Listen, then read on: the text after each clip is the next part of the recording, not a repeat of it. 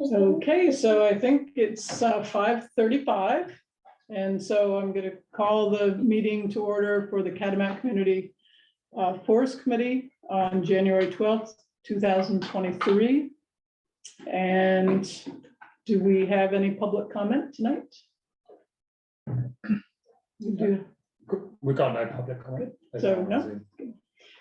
So next would be on the agenda is the approval of the minutes of December 8th, 2022.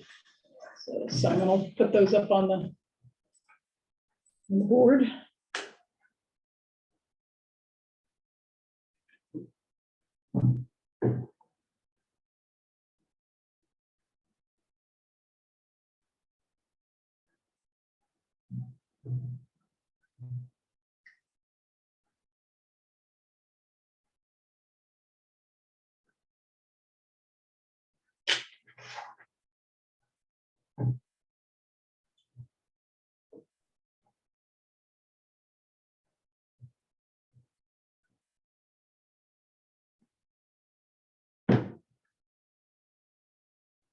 I just noted one typographical error in the very last bullet that you're showing. Okay. It should say reads said instead of stead. Oh, good catch. Okay.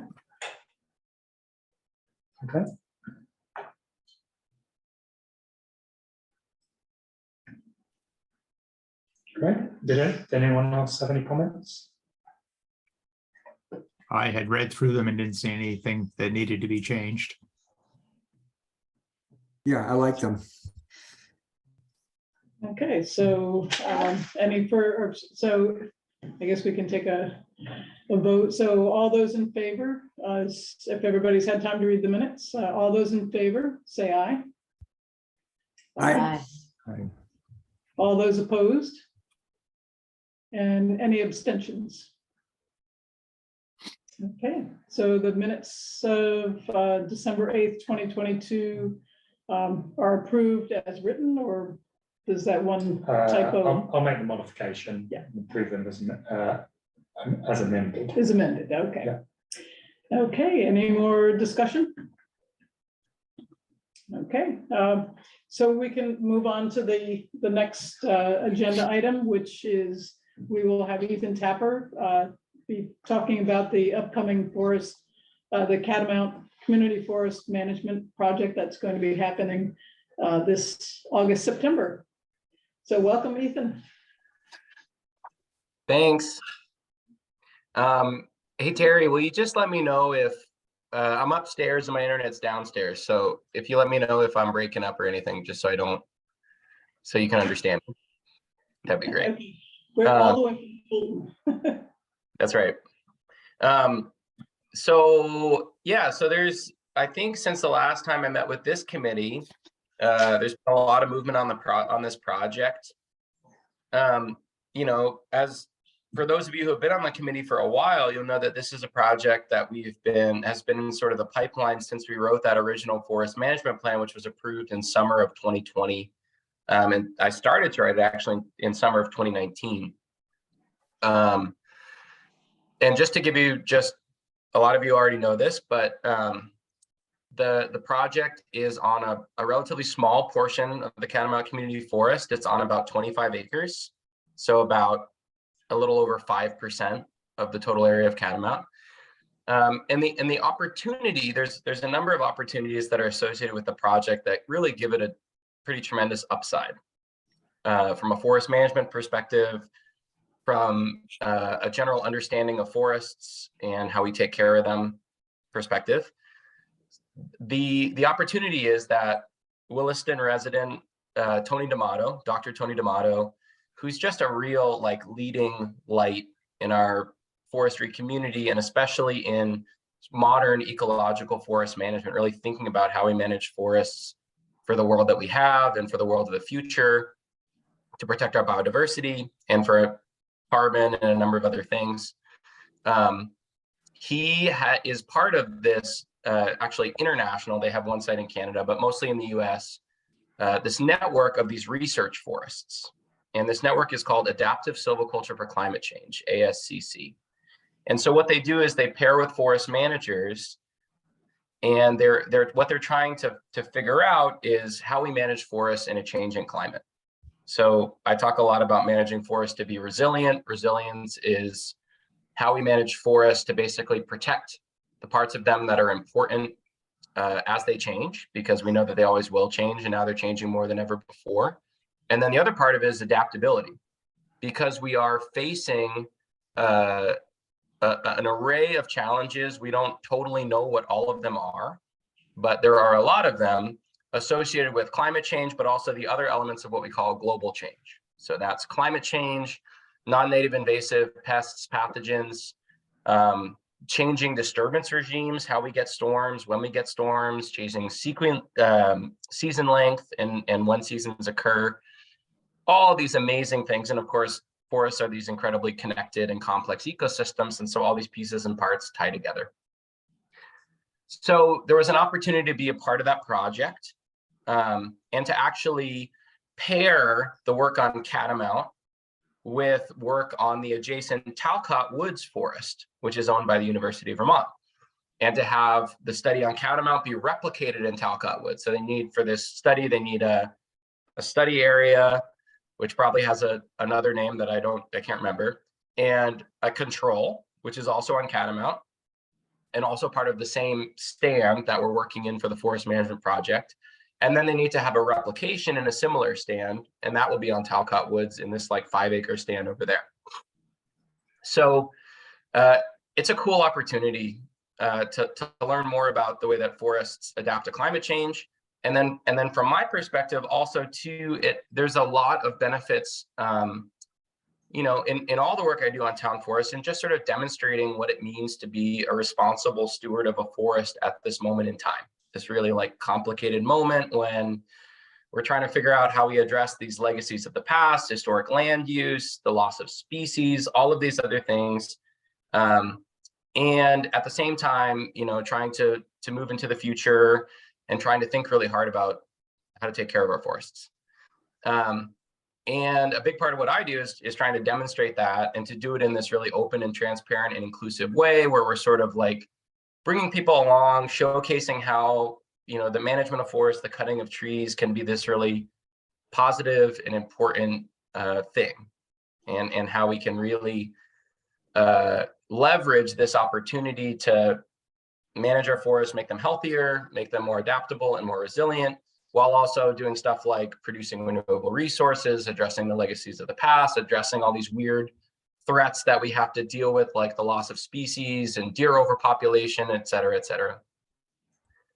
And so for me, especially for that second point of view, Catamount is this just like amazing place to really showcase that, where we can do responsible forest management, and we can have it be in a place where a lot of people see it and where they learn more about it.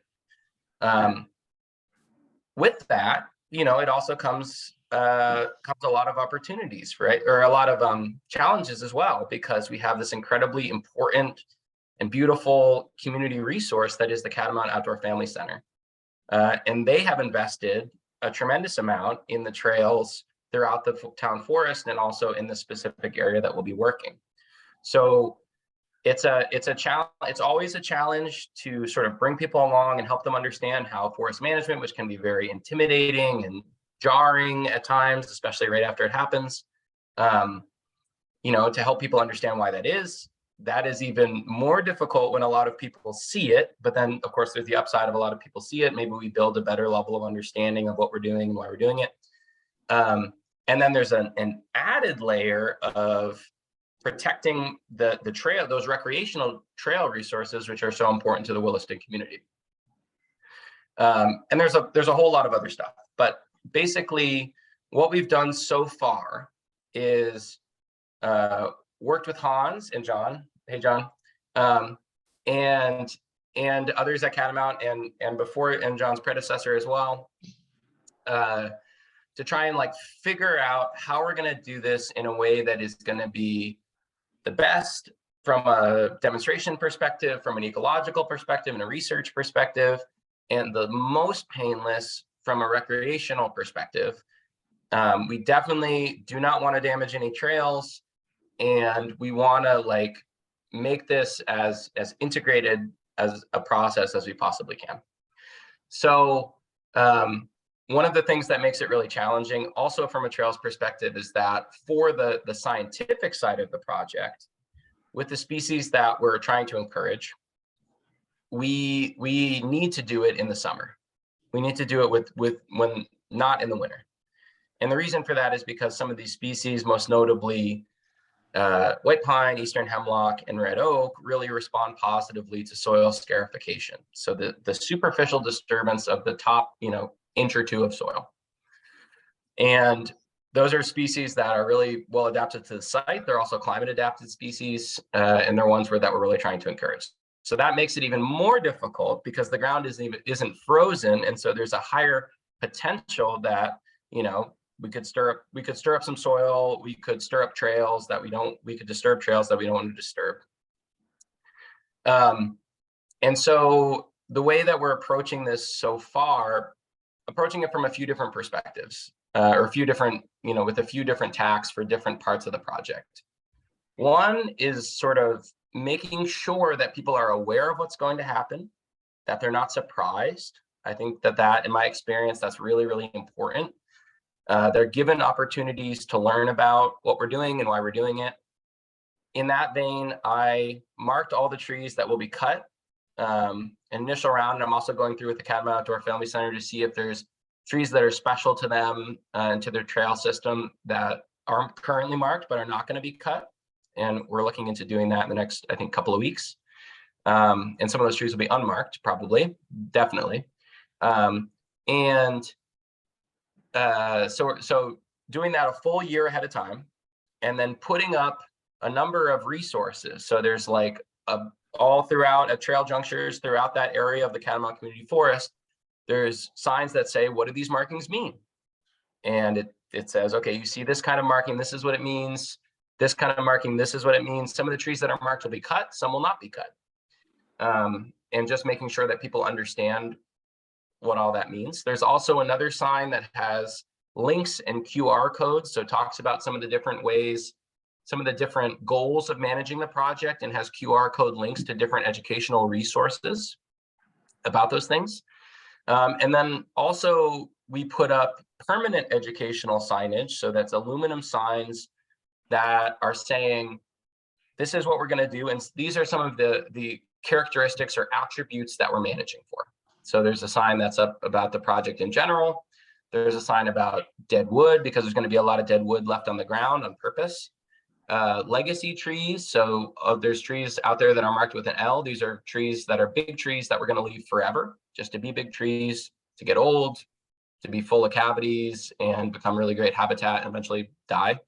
All of which are ecologically important things. And I believe that there's, I can't remember, 7 or 8, and I put those up with Hans and Terry and maybe Reed as well. Yeah. So that's one part of it, is like that's an outreach thing. So we're trying to make sure that everybody who uses that area is just like, as they go in there, is just completely inundated with stuff that is gonna make them ask questions, which we want them to do, and then hopefully provide some answers to those questions, but also direct them to me if they have other questions. I haven't received any questions about it so far from the public. And maybe that means that I did a really good job, or maybe that means that they're just not doing it. It's hard to say. We also did an event out there with Tony D'Amato, and got a little bit of coverage on WCAX for that. That was really neat. And then the other side of it, from like a logistical planning perspective, is sort of wrapping our heads around how we're gonna not impact those trails. And so where we are on this so far is we haven't confirmed with this logger yet, but we talked to a logger with this specialized equipment, that it's something called a forwarder. So normally trees are skidded out of the woods, so the back end of the tree is dragging on the ground. And so instead of using that, there's a specialized equipment that only a few loggers in the state have. It's called a forwarder. And what it does is it actually carries those logs on a bunk and carries them on wheels out of the woods. So that will mean that there's no skidding on those really awesome trails that are through the harvest area. The other thing, and thinking about other things, like normally those tires have chains on them, and the chains have these little picks to get grip. And also talking to him about, got to take the chains off the tires. Also talking to them about part of the contract would be that all treetops and trees and brush that are felled on the ground, which there's going to be a lot of because we're intentionally leaving a lot on the ground, needs to be cleared off of all the trails that are there. And just trying to orchestrate timing. So for instance, we're going to do it. We're allowed to start cutting per the management plan starting in, I believe it's either August 1st or August 15th. And we're going to wait until the Catamount Outdoor Family Center's camps are done. So it's less of a problem for them, for their camps that go through that area. And also, well, yeah, so I guess those are the big things with the logistics. We've also pursued, because that equipment is so specialized. Oh, the other things that company has that is unique is they have excavation equipment, and they have a skid steer with a Harley rake, so that even if there is just any kind of disturbance to those trails, that we could run a Harley rake over them and completely smooth them out. Even if there's any damage to the ditches, that they have an excavator that they could use to completely restore all the ditches. I don't think that there's going to be significant damage, but we just want to make sure that, per the town's lease with the Catamount Outdoor Family Center, or the Catamount Outdoor Family Center's lease with the town, rather, it's our responsibility to fix those trails up if anything happens to them as a result of the work that we're doing. So we want to really make sure that number one, that damage does not occur. And number two, if even the minorest of damage occurs, that we have the tools that we need to fix it. I've also moved forward, working with Simon on seeing if we can, because this logging equipment is so specialized, if we can move forward with sole sourcing. So instead of taking bids from multiple logging companies, because we need such a specific service for this project because of the trails, if we can just hire this contractor that has the stuff that we need, rather than having to go out to other contractors who might not have the right equipment. Yeah, so there's a lot there. I haven't developed a contract with that logger. When I do, if and when I do, what will happen is that it'll come before this committee. So this will not be the last you'll be hearing about it, and then we just go and do it. We would bring a contract before you, make sure it looks good to you, bring a contract, then that contract with your recommendation to the select board, and they would have to approve it as well, as the landowner of the parcel. So yeah, so it's a big project. It's intimidating. There's a lot of moving parts, and I wouldn't be doing it if I didn't think there was just an incredibly tremendous upside. And the thing that, I've been really excited about as well is that seeing, especially as educational signage has gone up and as we've done wildlife habitat improvement work and invasive species control and all the amazing bird work that Reed and Terry and others are doing with grassland birds and wood ducks, and just really seeing Catamount develop into something that's this incredible recreational resource, and also, a demonstration forest, a place where people can learn about what responsible forest management looks like. And so that to me is just so exciting. But the devil's in the details. So we're figuring it out. We started years in advance, so we have plenty of time. And I feel like we're moving forward with it in a good way. Some hiccups here or there, but hoping to also, starting probably in the spring, to start doing a lot of public educational events where people can in person walk with me and others, people like Audubon Vermont, more walks with the researchers who are doing this amazing, cool and strange research, doing stuff like underplanting American chestnuts and measuring the decay rates of downed wood with all these sensors, and just all this really interesting stuff, and just have an opportunity for folks to learn more. So yeah, so that's, you know, a bunch of information about the project. I would love to answer any questions that folks have. So, Reed? yeah, hi. Great presentation, Ethan. Yeah, obviously you're excited about this. So how do you measure on a parcel of this size? 25 acres is pretty good size, but still small overall. How do you measure the success of it? How long does it take to say, oh, what we did, it fulfills your goals? And is it replicatable? Do you anticipate it being replicatable in other parts of Catamount? You mean, yeah, so I mean, there's a lot of different goals. In terms of like when we're going to start to see really like abundant, exciting regeneration, like what's going to happen is that we're going to go in there and a bunch of trees are going to get cut and there's going to be a ton of dead wood that's left on the ground and it's going to look totally crazy.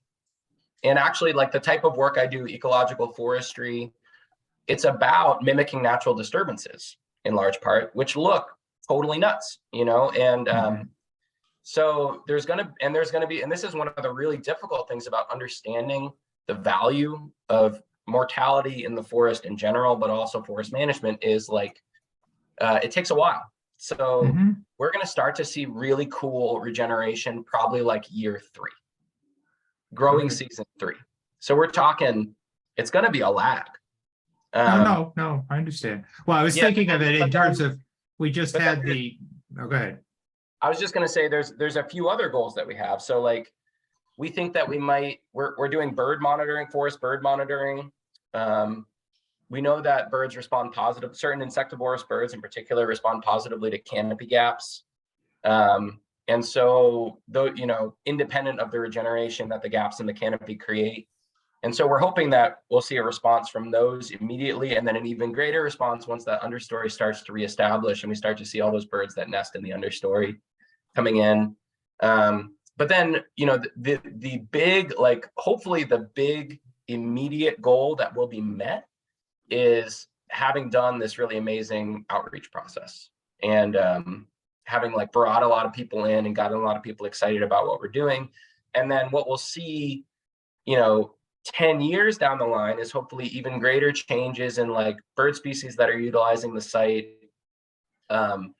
The research papers from the site will start to come out as we learn more over time. So we're going to see about all different kinds of things, this site informing, a greater understanding of lots of different components of forested ecosystems and forest management. And then 10 years, you're going to start to see like there's going to be in those holes that we created that just seemed like they were devoid of life and always will be, they're going to be full of young trees. And so really, like, I think, and this is wild to say just from a human perspective, but from a forest perspective, 10 years is not a very long time. Right. 10 years, it'll be like, we will really be able to like fully see what has happened, which will actually be neat because it'll be around the time that we'll be writing the next forest management plan for Catamount. So it'll be, a really neat time to be looking at it. Yeah, good. Well, I was thinking of it because we just had the 25th anniversary of the big ice storm. Yeah. And I remember having experienced that when places and forests were knocked down, they said, these will never grow back. And now you go 25 years later and they're full of trees. So they are coming back. But like you say, 25 years in a forest lifetime is not very long at all. I know. It's a hard thing. But then what happens, and this is the importance of like durable signage and other durable like outreach tools, is because then what will happen, Reed, is that in 25 years, everybody will have forgotten that this ever happened. And they will just say, oh, Catamount's diverse, this area of forest, it's really cool. It's like diverse. There's all these different species, different sizes and ages of trees and these big old legacy trees. And it must have just always been that way, And then it'll be a good way for us to say, no, this is like an example of a way that forest stewardship can be, you know, the cutting of trees and like human management in forest can be this really positive thing. Good, thank I you. can, I can speak to that firsthand. Our piece of land, I think it was like 11 or 12 years ago now, Ethan, we had a, Yeah, December 1st, we had a wind shear come through and there were only certain places in Williston that were affected. And it totally blew down 20 acres and it was like pickup sticks. Incredible. And we did have a logger come in and clean it up. And it was just totally pine prior to that. Just sort of similar to Catamount. It was just all thick with pine, not a whole lot of diversity in there. Now you go in there, it's amazing. And you know, all sorts of wildlife and birds and new species of trees that have come in, and and that's only been 10 or 11 years. And we saw the change, you know, fairly. I say, Terry, that when there's a disturbance in the forest, when there's just space that's created, it's impossible and inevitable. Yeah. You're just standing there and you're like, how could this ever be? That this would ever grow trees. It just, Mhm. and yet it always does. It's amazing. Yeah. Mother Nature really does take care of it. Hunts? One of the things we talked about, I think last time, was just the budget for recovering the trails afterwards. And Ethan, the way that you described it, like on one hand, in one scenario, it'd be, whoa, nothing seems like it's changed from a trail except all these trees are gone. On the other hand, it could be, despite their best interest, they're not trail builders. And they might think they have cleared drainage, but we could get a ton of wet spots. The trail's surface could be all, you know, bumpy and terrible for biking, and like to bring it back. So we had asked John, I think, it was in the CCF committee. I'm trying not to get confused because right now, you know, I'm on the Outdoor Family Center board. I forget, in one of those board meetings, we asked John, like, well, John, maybe you, as a trail builder in his past, like, how do we estimate what the range of what the cost could be? I think we had like 10,000 in the CCF, we thought maybe, but the way that you described it, it's like, wow, maybe it won't even cost that. But what's worst, what would be the worst case scenario? And there's just so much uncertainty of this.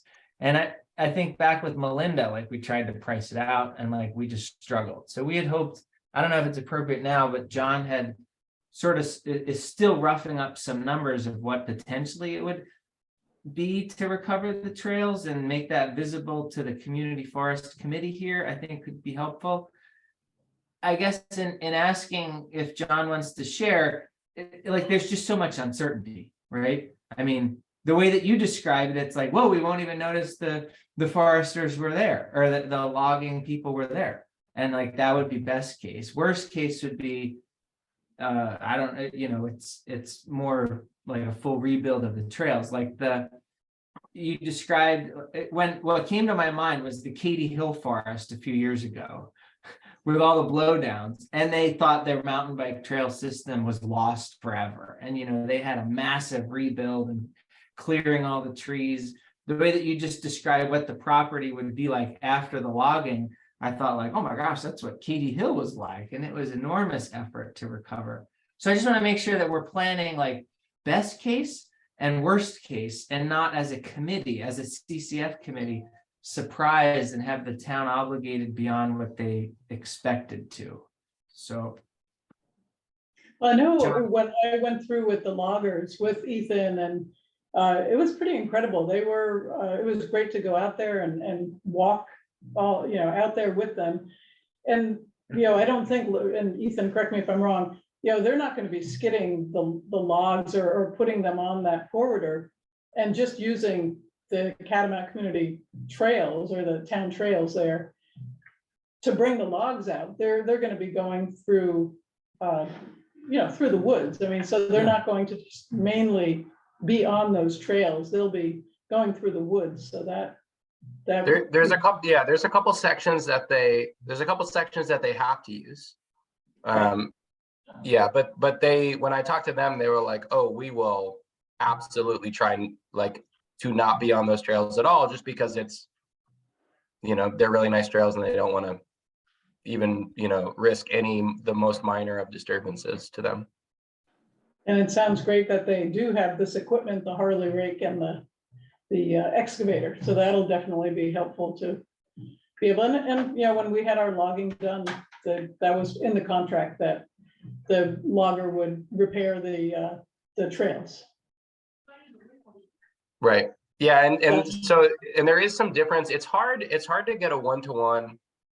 And I want to let you talk as well, John. I just want to say that it's hard to get a one-to-one on like trail, sort of trail damage from logging in general, just because of the different systems that people use and also different terrain and different times of year. And so with salvage, at Katy Hill, I can't remember, but if you're working at a weird time of year, there is more damage that occurs. If you're working on steeper terrain, which Katy Hill is, it's also different. And then single track trails are obviously different than double track trails in terms of, if you got all these swoopies and banks and flow stuff, it's pretty different than a flat wide trail.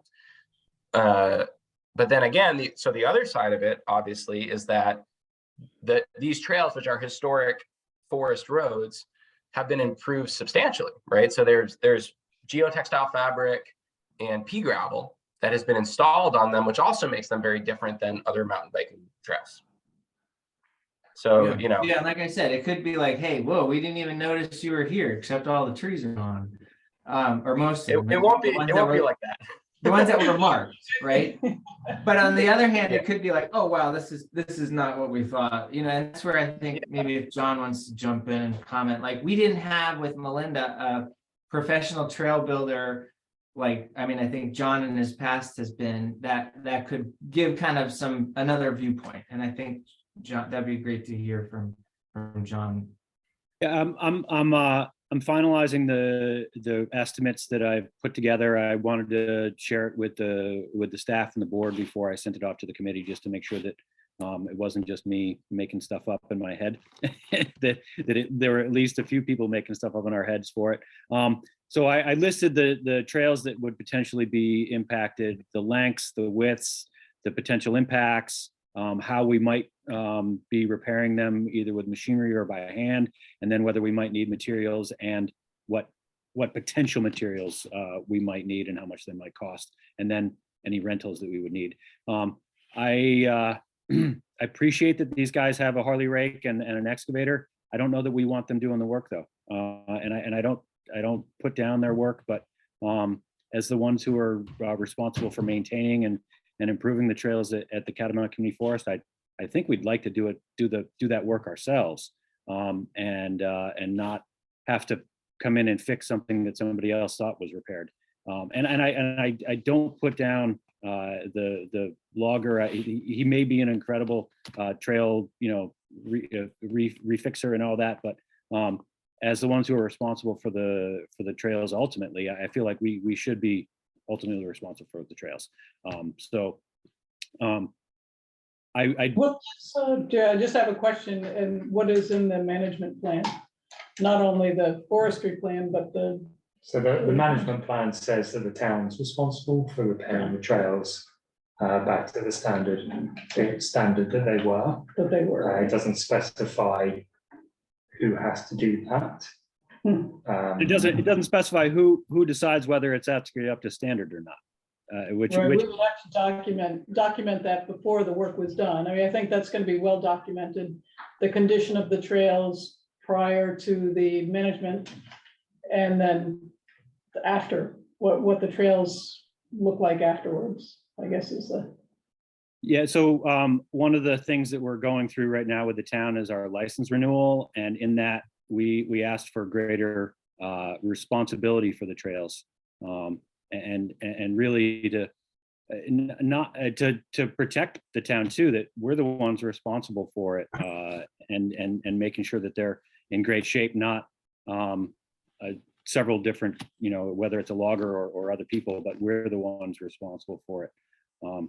Jeff, I have more to say, but please, you have a question? Oh, I'm sorry, Jeff. No worries. Those hands. Yeah. Hey, everyone. It's that question of, I totally understand where the Catamount Family Outdoor Center is saying if there's damage to the trails, we need to be doing the repair.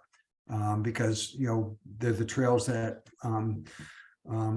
people pay a fee, to use, and we need them to be in a certain kind of shape. And I guess my question would be for Ethan, is there provisions for that to happen? And what I mean by provisions for that to happen, is there a way in which Catamount Family Outdoor Center can obtain the resources, which I assume is primarily money, to make sure the repairs, they can do the repairs? Does that make sense, that question? Yeah, it doesn't quite. It would be complicated. Okay.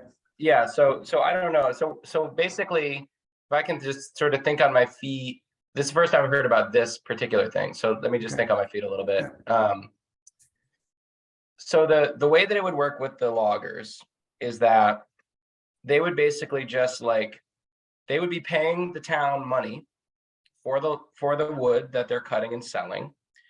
And that rate is basically calibrated on how the amount of restoration work they think that they might have to do. That's incorporated into that price. And so in that case, sort of the cost of that restoration work that they're doing is zero.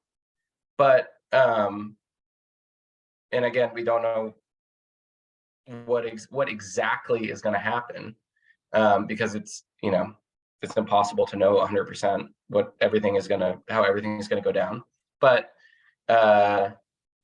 if we then said, okay, we don't want you to do that restoration work, and we want you to, and then whatever the difference is between the amount of money that they would be paying us in situation A, where they're doing it, and situation B, where Catamount Outdoor Family Center is doing it, could be then diverted to Catamount Outdoor Family Center. I think it would be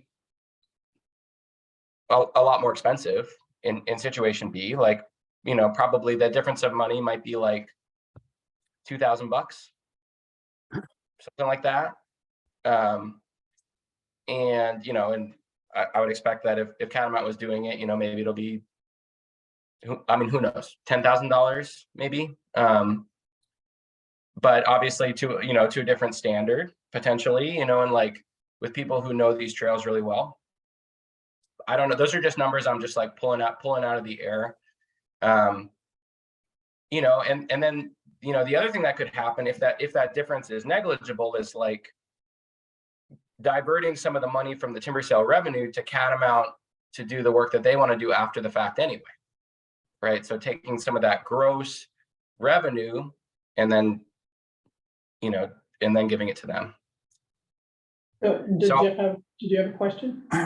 Well, it's very much along those lines, Ethan. It's the question of that, how much revenue might you anticipate is going to come in from the sale of timber?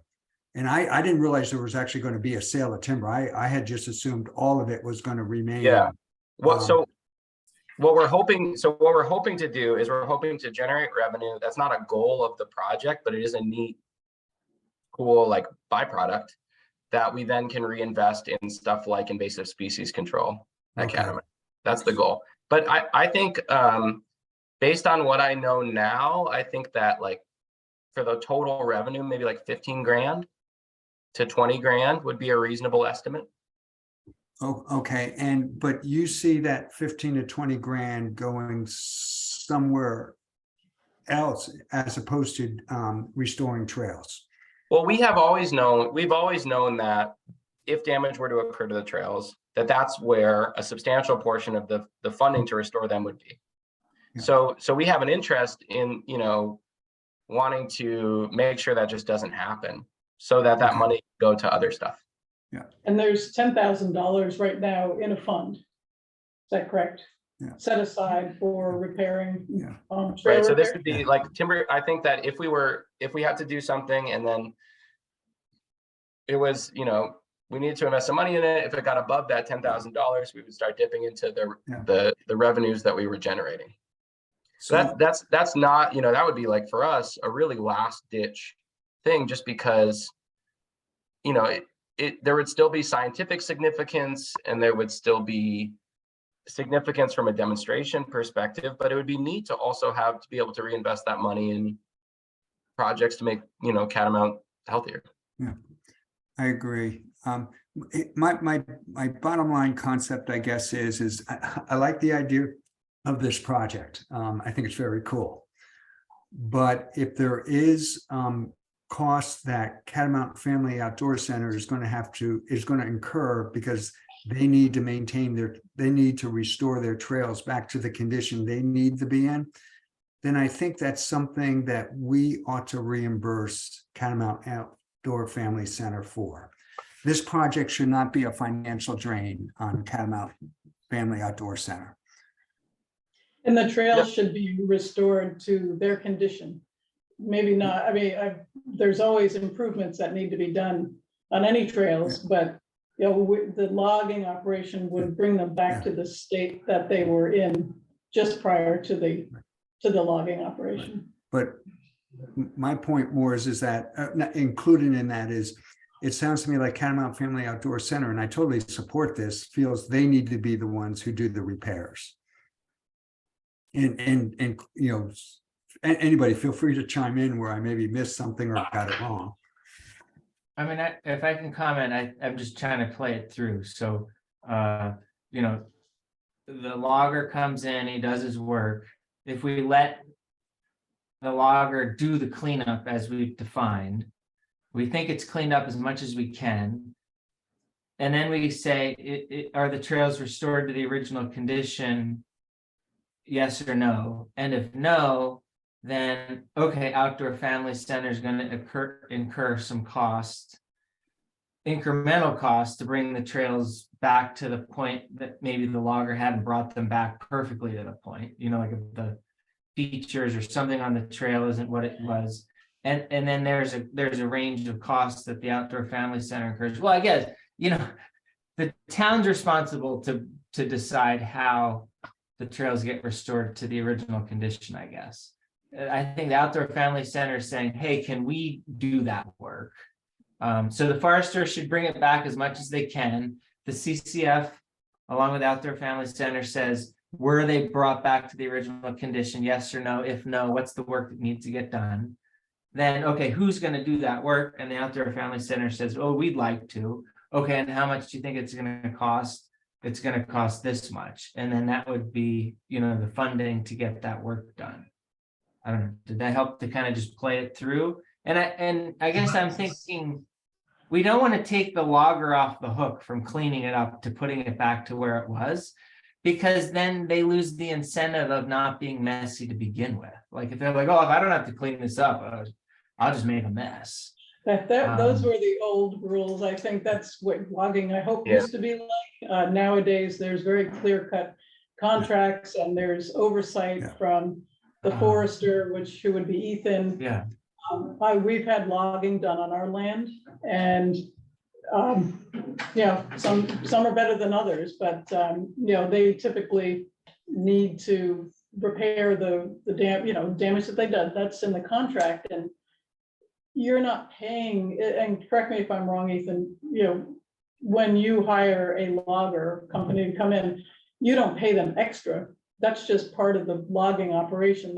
They have that worked into their fee or whatever. And I think that the procedure that you just described, Hans, is exactly what I had imagined, where we do the best that we absolutely can, and then we know that we have this pretty significant financial buffer for any work above and beyond that needs to be done. And that I had always thought that would be money that would go to Catamount. And to connect all the dots, John is kind of putting together the range of what that work might be. I guess it could be not, maybe we'll have like the best case and the worst case to look at. you know. And I think the really rest- hard thing is there's no comparables, like there's no, I hear you talk about Katy Hill, I don't know what that is. Yeah. But there's no comparable, like Heinsberg Town Forest is totally different than Andrews, than, you know, any of these places, and, yeah. Yeah. Yeah, Well, like you know the what? density of trails in this section of land, I mean, there's like, you know, you fall off the trail on one section and you land on the trail after it's looped back on itself. It's just- I think, you know, and this is another thing. So next week, I'm going out to this logging crew, which is doing a job on the Hartford Community Forest with trails just like these. And almost in a very similar stand. And so we could go out, they probably won't be able to do the restoration work until June, but we could go out and do a field trip. I would do it with Catamount or with this committee or with John or whoever, and go and look at that and sort of take a look to get ourselves calibrated. Danielle has her hand up. Just a quick, can you place me in Catamount where the logging work is supposed to be? What trails are? Um, I can list them all if you'd like. Yeah. So Woods Trace, Sandmans, Post Road, Cliffs of Insanity, Pure Bliss, Moose Poop, Central Ave, Hawk, Ridge Run, Rock Spine, Newts Ridge, and Twister. I did have one quick point. I know, Ethan, you said it's only 5% of the forest. It's about 75% of our most popular trails, though. I don't know if Hans can back me up on that one, but I'd say that's like where everybody goes. So I think that's an important point. Yeah. So it's that corner with the main roads and the beginner single track trails for the most part. Thanks. So, yeah, one idea I thought was, and Ethan offered to, have a field trip down to Hartford. The Heinsberg Town Forest, even though it is totally different, I don't know if that's any kind of comparison, Ethan, or not really. It's not a great one just because it's just really different terrain and different trails and different equipment. Yeah, and this company has also done work for Billings. Yeah, they've done all the work at Marsh Billings, the National Historic Park Monument. Right, and so I just can imagine that the standards that they're held to down in Woodstock are pretty high. And I'm sure that they will carry that over to the Hartford trails as well. Yeah, they have some similar. Yeah, I think that is probably even more than Hartford. I would imagine that, yeah, Marsh Billings is probably a pretty good direct analog with all the carriage road stuff that they have that they work on. Yeah. So. Just one question on sorry. Go ahead, Hans. Ethan, like in terms of timing, like summer, I know we want the ground to be disturbed. Like I think back 2 summers ago, like midway through July, it just started raining and like everything was a complete and utter swamp. Is there flexibility in, I mean, I know these guys got to schedule themselves. It feels very awkward to be like, oh, I'm so sorry, it's been raining too much recently. Can you come another time? But no, yeah, if they don't work when the ground's wet in the summer. Oh. So yeah, so they just don't. So like what could happen, candidly, what could happen is that they move their equipment there September 1st and it rains for 3 weeks. And then they don't work for a couple of weeks. One of the other benefits of this equipment is that they're much more productive than a small logging company. So they think that they will finish this whole project in like 6 weeks. So they, the window of time that we have to complete this, which is constricted by, trying to be considerate about the camps and everything else, we have, like a 3-month window of time when we just need to find a six weeks within that we can get the work done. But they So don't, you know, when it's wet, and that's also part of my job is to make sure that they do not work. It's like right Okay, that's now, helpful. because it's so warm out, the loggers aren't working in the woods, they can't. can't. It's just be Yeah. frozen. Yeah. Are they doing the Talcott Forest project as well?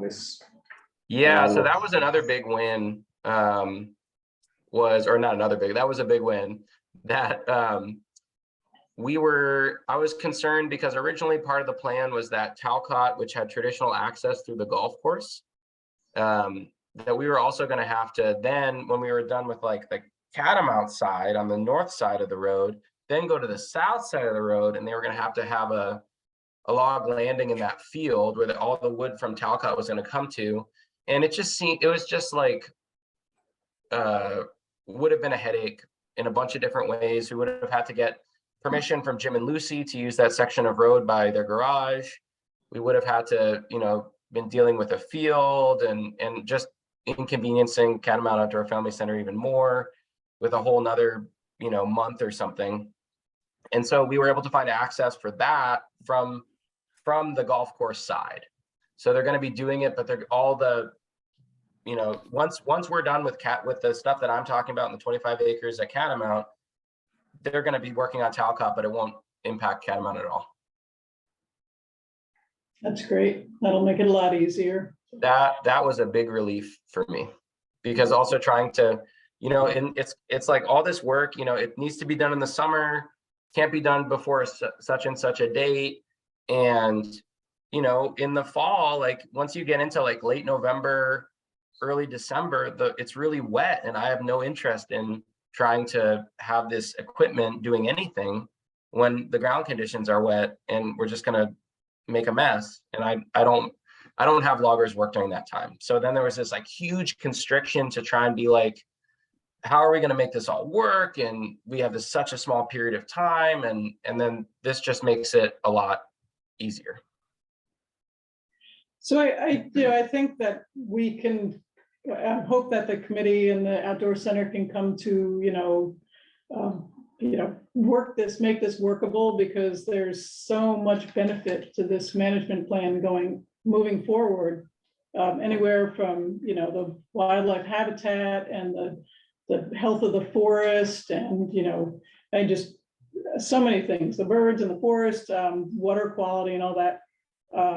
And I'm sure that it is complicated, because there's no comparison. I mean, there's no other, logging job has happened in the midst, but, the management plan for Catamount Community Forest did have a timber harvest component to it. So, I think if we were, continue to work together and try to work around schedules and trails, and John's going to come up with, some numbers. We have $10,000 set aside over and above what the logging company will do. I was very impressed looking at their, going out and walking with Logan, the representative from Longview Forestry, and him explaining how they would work around the trails. I went onto their website, very impressive, organization, and they seem to really take exceptional care in what the land looks like afterwards. So I think, working together, we can all come to an agreement on how to make this work, because I think there's so many benefits, to both recreation and wildlife and all that. So I think that's, we really just have to, we have a lot of time, too, which is great. This isn't going to happen until August. So I think I know that we can do it.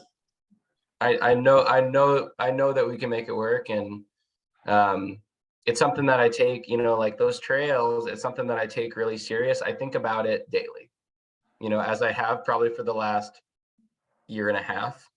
And I've been following Ethan's work at Heinsberg Town Forest, and it's incredible. I mean, over the last, how many years have you been there, Ethan? About 5. 5 years. It's just, each time I go, I'm just amazed at much healthier, that forest looks, and, how much it's improved, and really now you can barely tell, these are certain areas that there was a logging operation that happened there, so.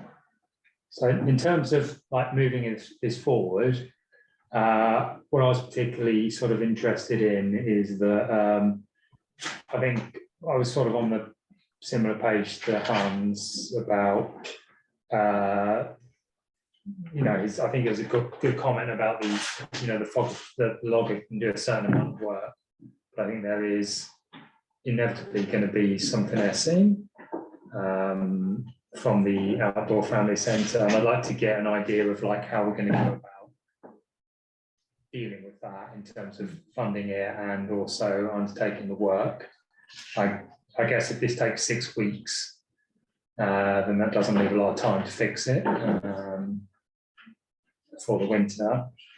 I'd like to make sure we have the money available to do that. We have got the $10,000, and my assumption is that in terms of timber revenue, they're not going to finish their projects on day 56 and then on day 57 we get our money. There's going to be a lag there. So it'd be good to work that through with the Outdoor Family Centre to make sure that at the end we have a program that's going to bring the trails up to a good standard. Mainly, I don't want to be receiving complaints about that. I know the Outdoor Family Centre doesn't want to be receiving complaints, and in my experience, people have a long memory. So, and I don't want to be hearing about this next time we do a forest management project either. Which is in 2025, right? Yeah. So, as I think Ethan mentioned, this the forest management plan he developed does have the select board reviewing the choice of logger, and I think we're going to get into what the different considerations are here. I think it sounds like the repair of the trail is going to be one of the key things.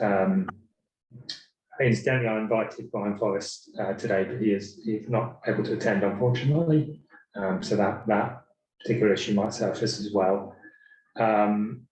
So, I mean, how do people want to take this forward? I think we'll need to do some sort of memo to the select board. I'm sure Ethan will be attending to present his case for them. I've sort of heard everything everyone said, so maybe I can start working with Terry to start drafting something up, and then maybe we can discuss it at the next Catamount meeting, and then maybe we'll have I'll put a bit more skin on the bones about what the potential range of restoration work might actually be. I know it is going to be, I appreciate it's going to be difficult until they're finished. I'd like to have an idea about what that could cost the town. I have a question for probably John. So you were saying that you want the outdoor center to be doing the work, but are you going to be like a contractor? I mean, do you have the equipment and the tools to do all that repair that you're speaking to, or is that leasing an excavator, or do you have to hire another company to come in? We could do it cheaper than hiring another company coming in, and we would have to rent machines, but that's part of the budget that I've created. And you have employees that are experienced in running the equipment. Yeah. Okay. Andy and I both have extensive experience. I do want to say that we're not in any way against this project, and I don't, it sounded a little bit like we were like there was a fight about like whether we wanted to do it at all, but really it's more about the logistics and how it goes than being against it. I have full respect for Ethan and the work that he's done in this case, and the challenge for us is that we have to stand up for our resources, and this is our only resource, so we have to be really careful, and that's that's our motivation, and goal here is to, keep our piece going well. Yeah, and John and Hans and others have been awesome to work with. I mean, it's never gonna not be like a challenge, excuse me, a challenge in a situation like this. And my goal is to make it for them as smooth as it can possibly be, while knowing that, it's going to be a little bit of a pain in the neck. It has to be, but I want to make that as easy as I possibly can. That is my goal for them, and to manage my side of the thing and make it so that John can do his job and the others at Catamount can do their job as easily as they possibly can. Can I say and a again, couple? Okay. I think we can do it. I know we can do it. I had just two more quick thoughts. So Simon, in reading the document, the plan, it says it is recommended 10,000 be set aside from the timber sale. So in this memo that goes to the select board, like, I think we'd reference this plan and say, well, initially we said 10,000, but here's maybe the range that it could be, and it could be less than 10,000 too. So I guess I just wanted to point out, it says 10,000. So I think, I'm not quite sure which of the many documents you're reading there, but it's in our capital budget. There is an allowance in there. And there is reading the forest management plan from Ethan. It says, okay. Yeah. And then my other quick thought was, I know we're saying like this benefits everything, although I don't think there's any benefit to recreation from like a trail use point of view. At best, we're going to have a gap where there's no trail usage.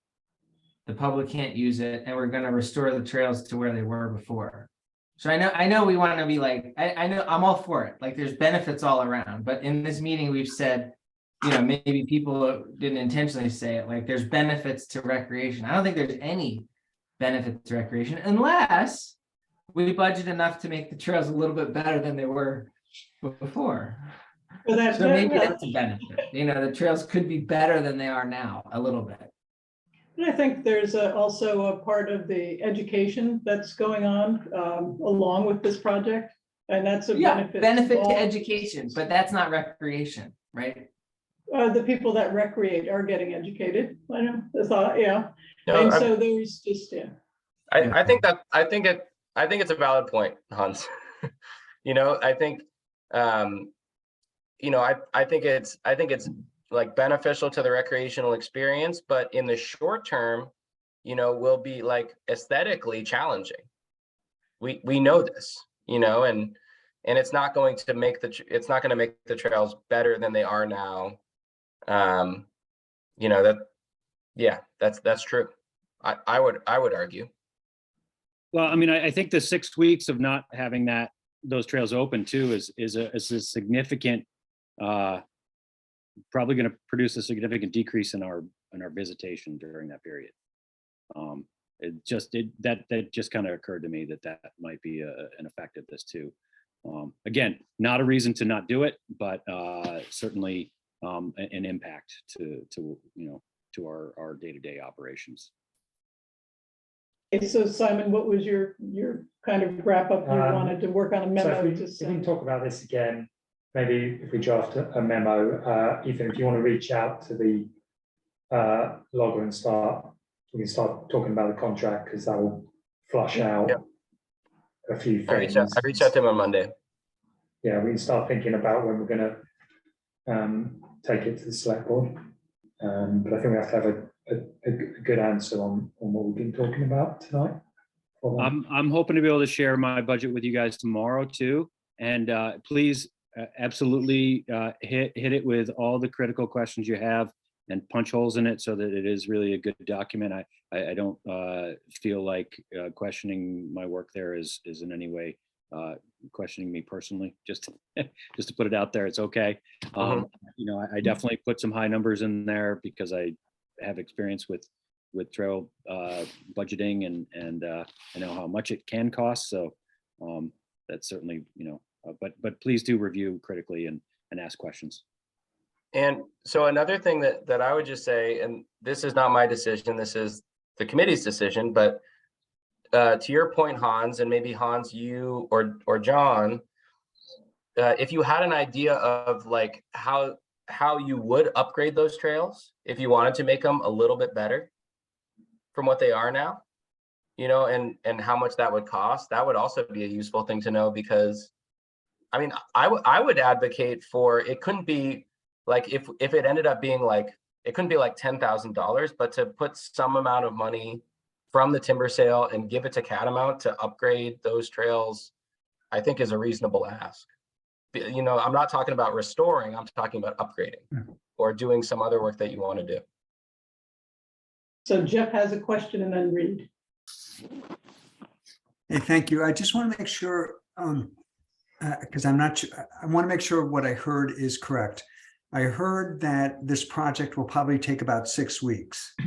And that the area impacted is, I think, John, you threw out 75% of the most popular area where folks mountain bike.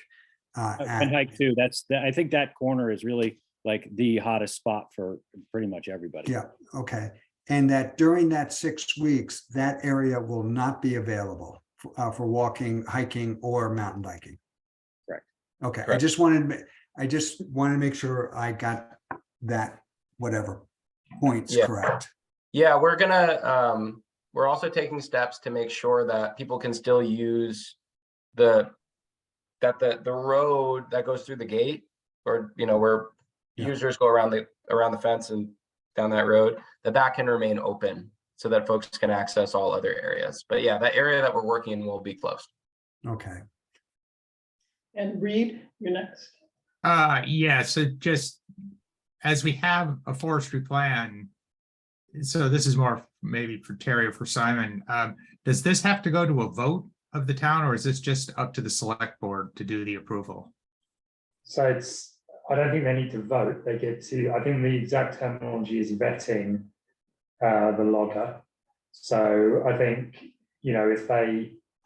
No, I meant a town vote. It's not a town meeting item then. Oh, no. No, No, definitely no. not. it's in the Okay. management. plan. Yeah, Okay. Reed, the way it's worked in the past is, so they've, in approving the forest management plan, they've assented to the concept of the work, but what they do need to approve is the contract. Right, right. Hmm. And the contractor, as Simon said. So like, what I'll do is, hopefully when I go before them, I can also go before them earlier, just to give them a heads up that we're going to be going before them later. But I will hopefully at that point have a developed contract that you all on this committee will have seen and be okay with, and then that's what they'll end up approving. Right. Okay, good. Thank you. And the work won't happen without that. Yeah. Danielle has a question. A quick question too, I think piggybacking on the realization of how we want everyone to be happy, and feeling now like, well, we're gonna hear from a lot of people that the trails are closed and why is this even happening? And you're gonna go do lots of outreach. And so they all are gonna know, so we're not gonna get like, you know, walking through our neighborhoods. People are not gonna be like, hey, how come you are on the committee and you let this happen? Wondering maybe if you could just give us like 5 bullet points that we can have as talking points about why this is such a great thing that we're doing. Because I believe I'm with you, but I also could use some. Sure. When I see Brian Forrest, like, what am I going to tell him why we're doing this? Well, Like, yeah, and I've been but I almost need to trying to read it. I've been trying to connect with Brian for months. So and But and others, that's others as well. The people that are I think more actually, the people that are not going to be able to go mountain biking for 6 weeks in the fall. I think we do need talking points and FAQs for everyone here, and also to put on our website, and you know, to be at the hub and so on. Yeah, would you like me to write something like that? Yeah, I think I mean, it's never too early to start drafting it up. I know you want to do some more consultation in the spring as well. Yeah, I mean, so Like I mean, our I think elevator pitch only. It doesn't need to be long. I mean, I think the biggest part that I'm most excited about is that it's going to be a demonstration forest that's going to be researched by like a dozen researchers from the University of Vermont to study how forests adapt to climate change. Like that's like the biggest thing, and it's going to generate research about forest birds, It's going to develop research about how climate adapted species survive under different conditions, and a variety of other different aspects of forests and how they're going to adapt to a changing climate, which is incredibly important. That to me is the most important thing. And that in 10 years, you're going to be seeing research papers in the Journal of Forestry that about new revelations that we have about how forests adapt to climate change as a result of this work specifically, and how forest birds respond to it, and all of these other different elements, how rodents respond to it, and how mycorrhizal fungi responds to it, and like all this other stuff. And that to me is the most compelling thing about it. And then, tied onto that is just sort of, elevating the public understanding of what it looks like to be a responsible forest steward in a changing climate, and like helping people understand what it means and how we protect our biodiversity and how we protect our ecosystems in light of all of the challenges that they face. And as odd as it seems, this is what that looks like. So that's what I would be focusing on, that the Adaptive Silviculture for Climate Change project, climate resilience in general, and the fact that we're demonstrating how to manage forests this way in what will hopefully be an open and transparent and inclusive way.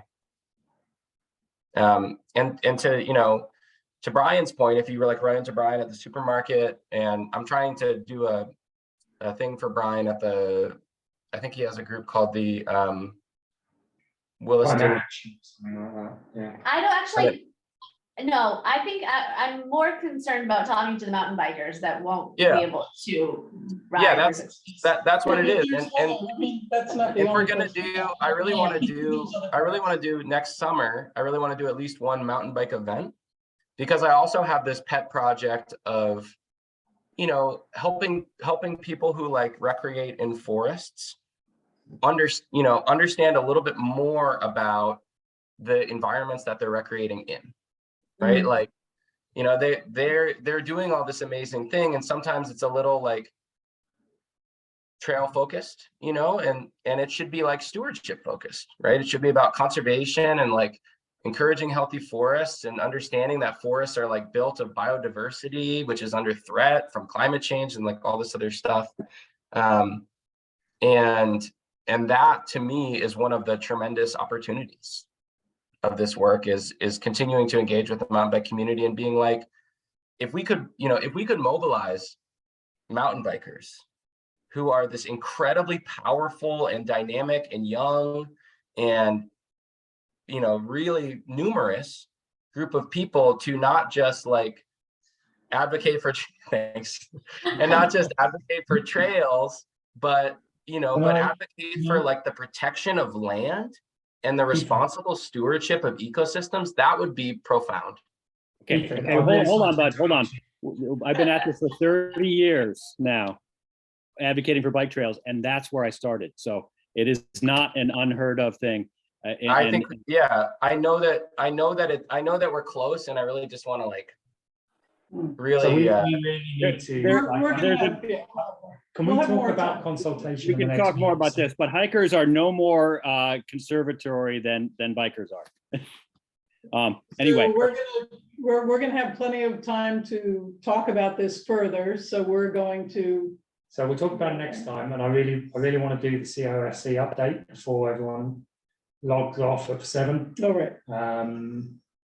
So if we could move on to that, I think we've got a good way forward, and I get the impression FAQs and talking points and consultation is something that I think we want to talk about again next time as well. Well, thank you, Ethan. We really appreciate you coming in and chatting with us, and we'll I'm sure hear from you again. So we'll be in touch, and we'll do this memo and let us know what happens with the the connections with the logger and. Yep. Yeah. So hopefully the next time we meet, hopefully I will have something for you to review, maybe a draft contract, and that will be the next step. But I'm happy to attend any of these meetings that you want me to. Great. All right. Well, once a month we'll be here. Thank you so much. I really appreciate it. Ethan. Thank you. Thanks. Nice to see you all. Thank you. Take care, enjoy. So next on the agenda, you. Yeah, if we can talk about the CRFC update, would be great. And in particular, I'd just like to talk about the Lake Champlain Basin grant, just to make sure we're all on the same page there. So time is short there. If you're familiar with that. Sure. So this would be with the Catamount Outdoor Family Center updates, yep. So next on the agenda. So winter hasn't been cooperating much. I don't know if anybody noticed, but it's really slowed down visitation. We did have a good stretch right before Christmas, and our staff is all hired and trained up and ready to go. And we had some really good days. Lots of folks out. We did have the night loop open that week too, and folks were really enjoying that. We kicked off our Fat Bike Wednesday evening rides last night, and are excited to keep moving that forward. We have a bunch of events coming up. UVM is doing their student orientation at Catamount in the beginning of February. Catamount Trail Association, not to be confused with the Catamount Outdoor Family Center, is also holding events at the hub coming up. We have a CVU staff party and a bunch of other fun things coming too. We are in grant season and applying for grants, and have asked for a couple letters of support. One being the Lake Champlain Basin program, and we are applying for an overall review, assessment, and master plan for the trail network. So that would be something that would allow us to assess each of the trails for sustainability, for impacts to the habitat and to the forest itself, and to review for upgrades and potential changes to the trails. So I was just wondering, does that have to have a significant water-related bent to it? Does it need to be, or because this sounds like an overall assessment, which is great. I just wondered if it needs to have a water quality slant to it to be successful for the grant or not. It does have a water quality slant in that we are talking about reducing erosion on the trails, and therefore reducing the amount of silt and things that go into the sub-basin that we're in. And that is certainly part of what we're talking about. The other, the Lake Champlain Basin program also has several other factors, and in this case, their main concern is something they call thriving communities. And that so if you were to go to their website, they have several categories that they put their grants in, and in this case, it is about thriving communities. And particularly in this case, thriving communities, and there's a quote from them that thriving communities have access to recreation for everybody. So that's our main focus with this. I'm happy to share the entire grant with everybody if you want to read it and see what we've said. That's fine. I guess what I was saying is I clicked on it and I didn't have time to read the entire thing. I was just wondering. There's a lot going on with Lake Champlain Basin, and they have a lot of different focuses, foci, using my Latin. But it isn't only about water quality, although our project does fit into that. So I don't think it's a stretch in that sense. And this was a planning exercise that I think we all know should be done to the network. It has developed and fits and starts over the years without a tremendous amount of master planning, and this would be a way to really encompass the whole thing and review it with a critical eye. Okay, and I guess UVM students did do a study several years ago, before it became the town forest. So there is some sort of study out there, but no doubt there's a fair amount of information about the network, but I don't know that anybody's ever done it with a, you know, we need to change this trail or that kind of thing. But yeah, I'm happy to work off of their work too. Great, and then so Simon's working on that. So you need that tomorrow by like 10 o'clock? That would be awesome if you can. I apologize for the short notice. We did ask for a letter of support for a recreational trails program grant also that has a deadline. It's about 2 weeks away from now. If you'd like me to talk about that project, I'm happy to do that one too. So that's the RTP Yeah, program? so recreational trails program is federal highway money that is distributed by the state. You have to go through Forest Parks and Recreation to get that. We applied for we sent in a pre-application. We're asked to we passed through that and asked to apply for a full application. It was to redo our what I call our terrain park area, which is on the south side, where we have the dual slalom course and then some. I'm not really familiar with that. I don't know what a dual slalom is, so what, Sure. where would you with that impact? Okay, Right, so so Simon's got them all. Yeah, he's got the circle there, and so a dual slalom is two trails next to each other, and they slalom down the hill. And then So that wouldn't be in the hayfield. It's actually kind of No, in the woods. it's in the woods next to the hayfield, next to the sledding hill. The sledding hill is parallel to it. Yeah, okay. And then the featured trails are next to the dual slalom line. Our goal here is to improve them and make them more accessible so that we would have not just expert lines, but beginner, intermediate, and expert lines through there, so that we're adding accessibility to that area. So that was that's the goal of that grant. Part of the process of applying for that grant includes doing our Act 250 permit and wetland permits. So we have to apply for those in order to get approval to do the work. So that's something that we need to work with you guys on to make sure that you're aware of that and to, you know, to get permissions and all those things. So so if you have a meeting on that, it'd be good to just listen in if possible. Mhm. Yeah, that, and I can send you over all the permit review stuff that I've initiated with the state. Okay, great. Great, okay, so we'll work on that. And any more updates from the outdoor center? We are hoping to open the lodge space again this winter, and have done some updates to that. So if you are by the center on a Saturday, please come in and enjoy the indoor space, warm up a little bit.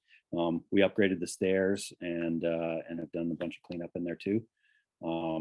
We also took the wire that used to hang between the hub and the rental barn down, so nobody will hook themselves on that. With about 4 inches of snow, people who are 6 feet tall were just about there. So at that point, I was like, no, we got to take this out. So that's been done. Lots of other great things. We have a really great staff now too, and we're rolling into summer camp registration season, believe it or not.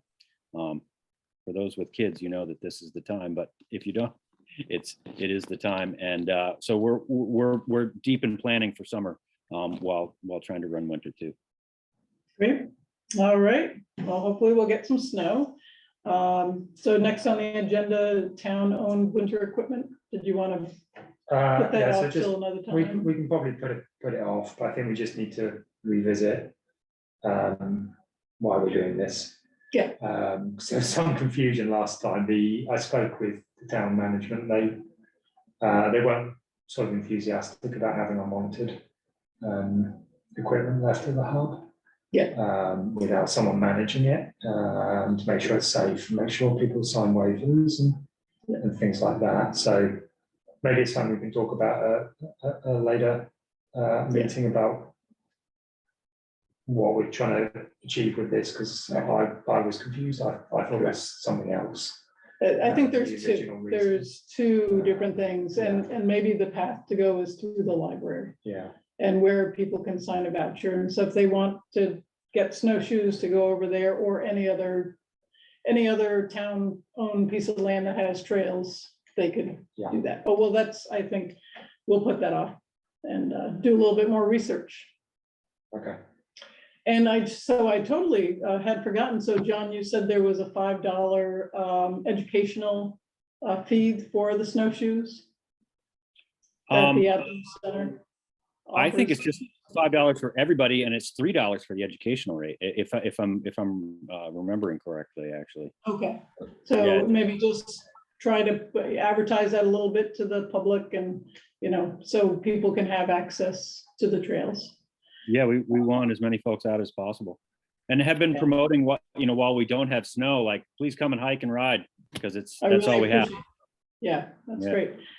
And I just want to make one mention, as it looks right now, that we did not get an increase in our budget, operating budget for next year. I thought maybe I would come to the next select board meeting and just kind of reiterate some of the reasons, why we do need that extra funding for the things that we're doing at the at the Catamount Community Forest. So their next meeting is January 17th, I think. Is that right, Jeff? And you might have another one beyond that. Yeah, oh, you're muted. But normally every Tuesday. Yeah. This time of year. Well, right now it's every Tuesday, and next meeting, I think, is the meeting where we have to decide on the budget. So after next week, we will not be discussing the budget anymore. Oh, I had a totally different takeaway from the meeting I sat in when Eric talked I thought it was till January 24th. So my mistake, my error. So Well, that's, maybe it is. Last I remember we talked, we want to finalize the budget at our next meeting. That's Oh, the okay. goal. would I be able to speak at that meeting, or no? Is it a little too late? Yes, you can speak either under public comment or ask to be on the agenda. Okay, Yeah. I'll do that. It'll only take a couple minutes. Yeah. Sure. Yeah. But, Terry, if you'd like either a letter of support or me to show up with you and speak, I'm happy to do that. Okay, great. I'll let you know, and I'll get a hold of Eric, see if we Yeah. can get on the agenda. So, Yeah, I do want to point out, it's been a very tough budget year. yeah, And in other words, I guess I don't want to be overly optimistic about the success you will have. I But just, I would still encourage you to do it. yeah, I just thought it would be good for someone to Yep, speak. nope, And I don't think, I know Terry called it budget dust, but I think the dust is. Yeah. It's been. but what's swept under dust the rug. to overall is important to, Right, this program. right. So, great. So if there's no other discussion, does anybody else have anything further to discuss? Okay, so I adjourn this meeting at 7:03. Thank Right. you all so much. All right. Bye, everyone. Thank you. Thank you. Thank you very much. Thanks, everybody. Okay. great.